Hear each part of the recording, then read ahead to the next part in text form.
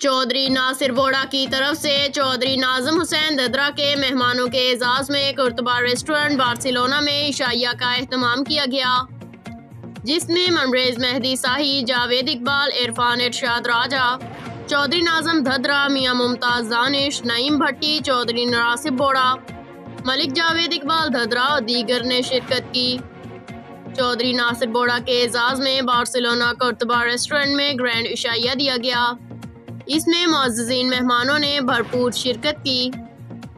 आखिर में आने वाले मेहमानों ने चौधरी नासिर बोड़ा का दिल से शुक्रिया अदा किया और इनके रिज़्क़ में बरकत के लिए नेक तमन्नाओं का इज़हार किया।